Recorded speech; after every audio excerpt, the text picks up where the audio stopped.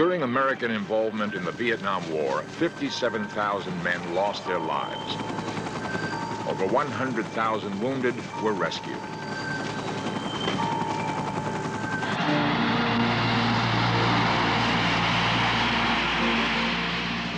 During air missions over the jungles of Vietnam and Laos, over 1,000 Americans were shot down or lost control of their planes. Their fellow officers were the last to see them alive.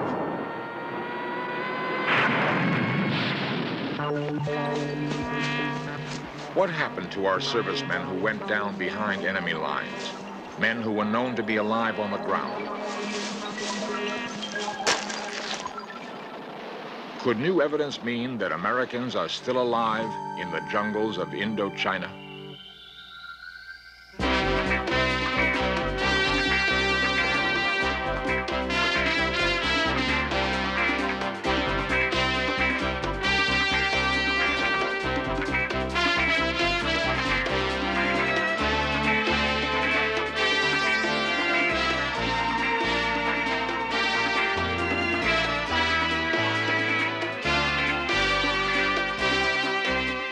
This series presents information based in part on theory and conjecture. The producer's purpose is to suggest some possible explanations, but not necessarily the only ones, to the mysteries we will examine.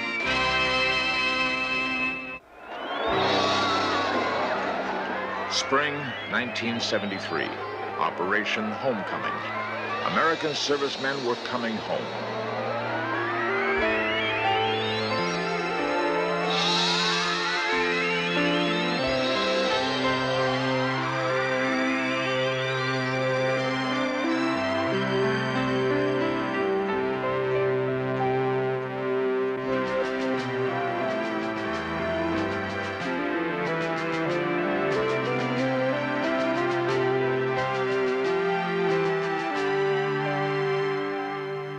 Nearly 10 years have passed since that day of reunion.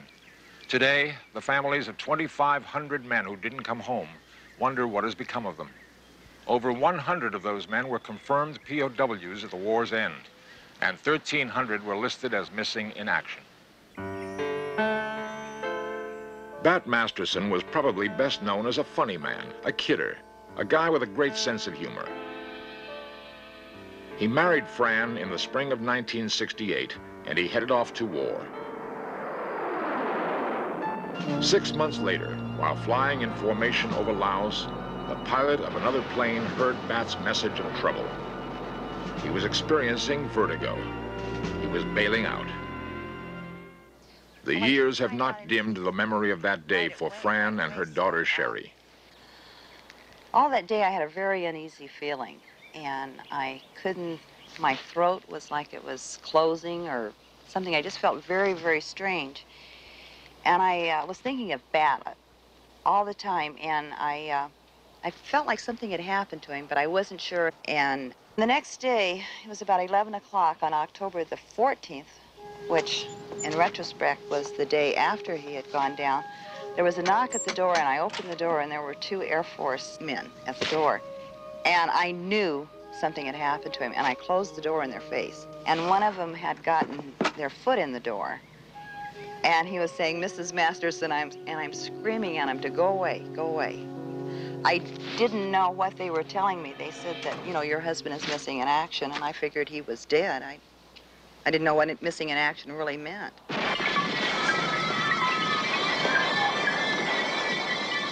Colonel Bat Masterson was a professional soldier, a highly skilled officer trained to elude capture.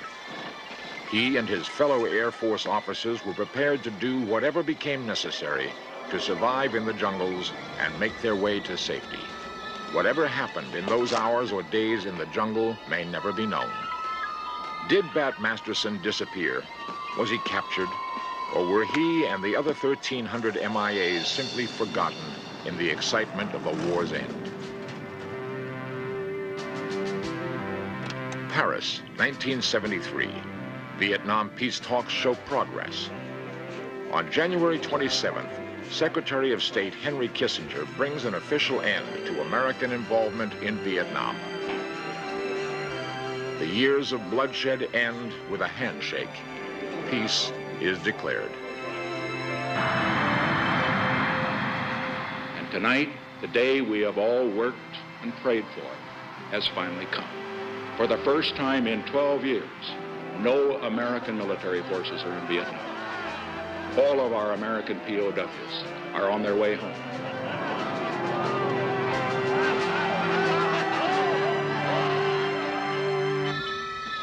But what became of the 1,300 MIAs, the 100 known prisoners of war? Were they left behind enemy lines? I believe there are men alive. I know there are men alive. Whether one of them's my husband or not, I don't know that, of course. Marion Volman was 13 when she met Charles Shelton, 18 when she married him. They raised a family and traveled from one air base to another. When Captain Shelton was captured in 1965, 5 children waited for his return home. I circled the White House in a camper for a week, telling the public that the prisoners, not all the prisoners, came home. And I have been fighting with the United States government and appealing to the American public to do something to get accounting for these men. Other wives and family members demanded answers. Family members like John Shelton, who was 9 years old when his father was taken prisoner. I don't feel like the government has done all it can do, and I am bitter because I think that there are lies going on. I think that there are things that aren't being said, and I think they're trying to cover up. It was very difficult to get an accounting for our missing people. It wasn't because the United States government was cold, was uncaring, or didn't want to in any way get an accounting for the missing. It was just that it was exceedingly difficult to get any cooperation from the other side. Colonel John Furr spent 7 years in a Vietnamese prison camp.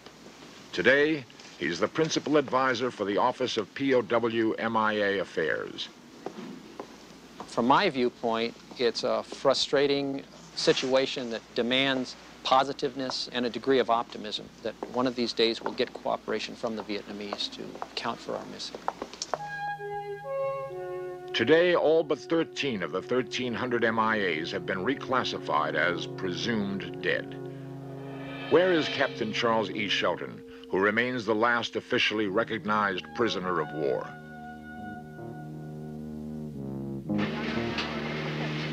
Confined to a wheelchair as a result of his treatment at the hands of his captors, former POW Thomas Nixon believes there are servicemen alive in Vietnam. His concern led him to serve as the National Service Officer for the American ex-prisoners of war. For Vietnam, there were basically 3 different types of prisoners. The first group were officers, better educated. They would fly over North Vietnam and they would be shot down. They would often be put in solitary confinement. Their only avenue of escape from the torture of being alone for long periods of time, as much as 7 years, was to use mind games, think about their loved ones, to work out complex puzzles, to stare at the wall and decide that they were looking at a moving picture, all kinds of things. They all have a different story. The second group were those who were captured by the North Vietnam regulars. They often took these prisoners and marched them to camps in North Vietnam. And the third group were those who were captured by the so-called Viet Cong, and they lived in the jungles, and they lived on whatever food they could get. And the greatest tragedy was that they were never stabilized in a camp till near the end of the war or conflict. Air Force Colonel Leo Thorsness, captured on April 30th, 1967, released 1973. We tried for 6 years, as did they, to figure each other out, to outguess each other, to think like each other thought. And I think we got closer, but we never really understood the other side. We would go to different camps, and we got to know the camps. And every few months or a year, they'd move you. And it would take you maybe a a week, a month, a year, several months at least, to find some identification of who'd been in that cell before you. Maybe there was a little window way up top, and the sun, the season changed enough for the sun to light up a different section of the wall, and you'd find a faint name or initials and dates and so on. It'd be one of us, of that list we memorized of who we knew alive in the system. It seems difficult to believe that men could have survived the conditions of POW life after so many years.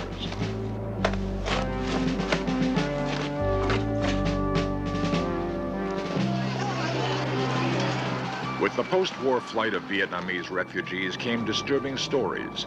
They came from boat people as rumors, later confirmed by lie detector tests. They were the stories of Caucasians seen in the jungles, in caves, in prison camps.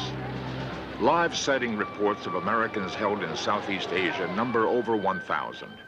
300 of these sightings are firsthand. 1976, 3 years after peace is declared, a number of Americans were spotted in Laos. Another first-hand sighting reported 4 Americans held at Tan Khan. At Kanto Prison in the Mekong Delta, one refugee claims he saw 3 Americans held among the 800 prisoners. 1980, a number of Americans previously held in Hanoi were seen in Han Tan. The director of the Defense Intelligence Agency, which has responsibility for investigating all of these reports, testified before Congress, a subcommittee of Congress, that relative to Americans that are unaccounted for, at this time he's been unable to substantiate the information, and that they cannot correlate it with any missing or any unaccounted for Americans. The remains of 1,100 soldiers were never returned. One sighting claims that 400 bodies were in a warehouse near Hanoi. When investigated, it was found empty. Were the bodies removed?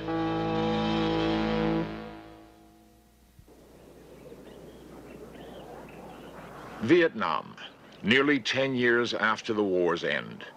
Do camps holding American prisoners still exist?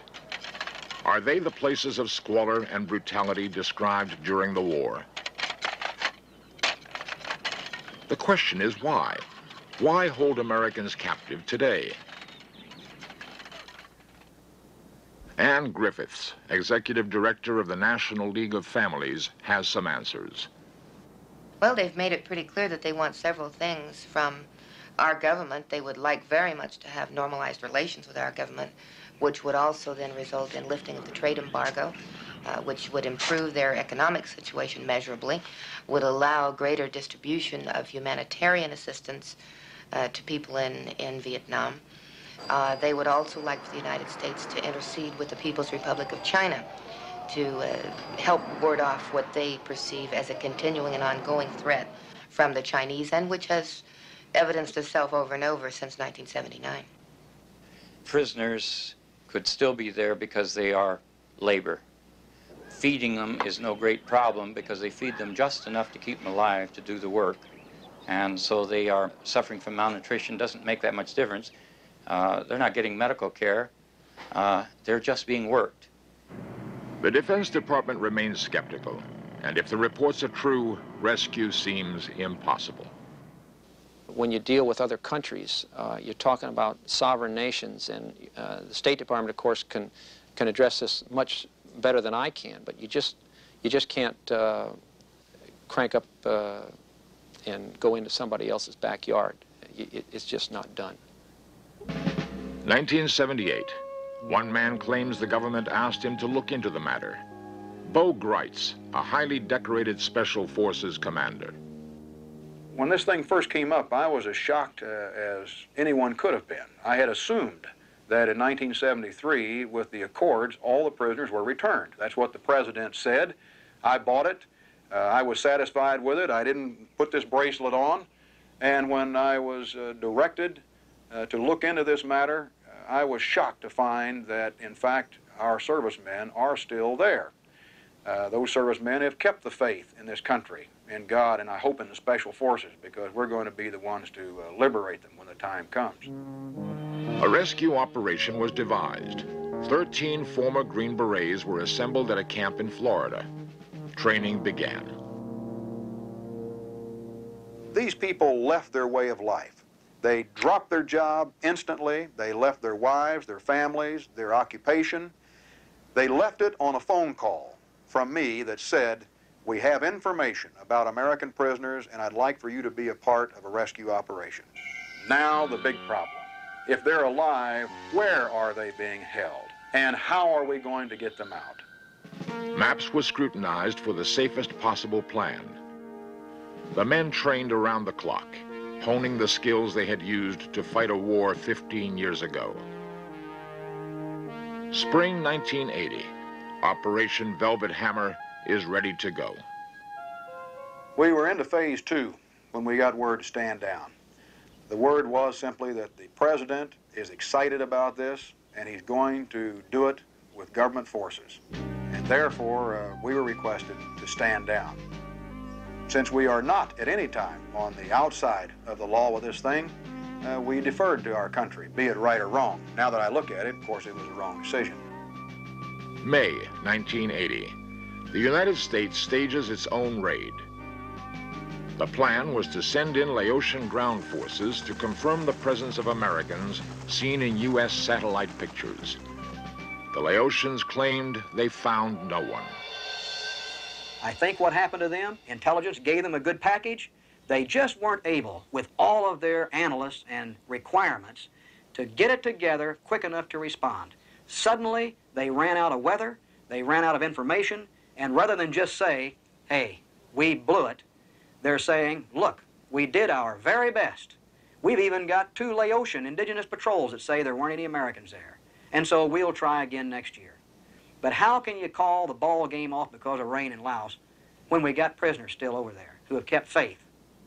The Defense Intelligence Agency will always pursue these investigations pertaining to the unaccounted for Americans with the idea that there is at least one or more Americans being held against their will in Southeast Asia.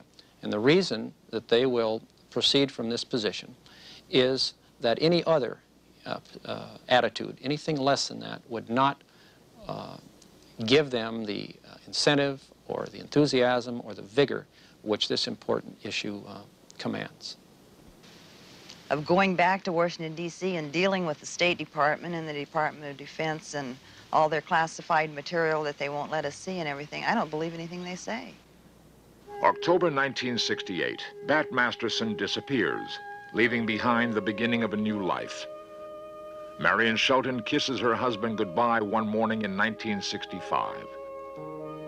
Time has passed, children have grown up, but the years are filled with uncertainty and loneliness.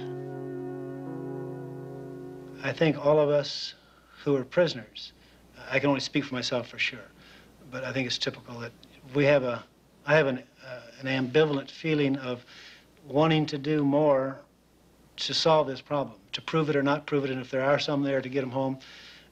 The other side of it is, it was a tough grind while we were there for all of us, and now we're home, and we have a family, or we want to start our life over and kind of get that behind us. If I found out that Bat died yesterday, I would be very mad. I would be very irate. But if I found out that he died during the war, like when he went down, then it would be okay. But if he died useless, you know, like being killed or something like that, while the war was over, he was supposed to be here. He's not supposed to be there. And that would really upset me. Reasonably, I don't think he's going to come home. I dream about it. I think emotionally, I think he'll be home. I need him to be home. I dream about him coming home all the time. You know, everyone has the reoccurring, realistic dreams they always have, and that one still occurs.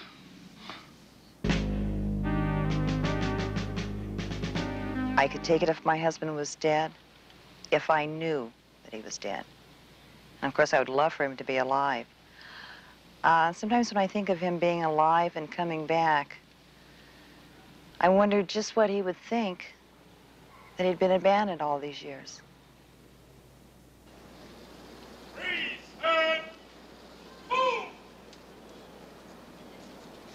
It is important for us to bury our dead, to pay them tribute, to recall their memories, to lay them to rest. But can we lay to rest a memory that may still be alive?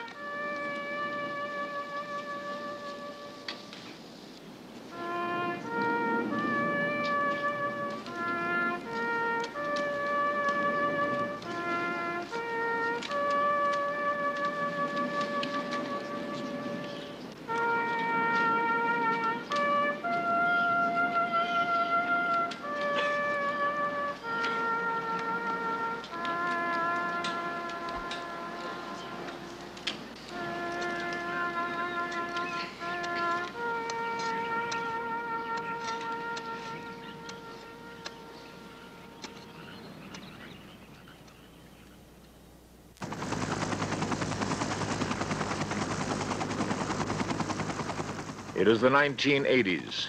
Vietnam seems years and miles away.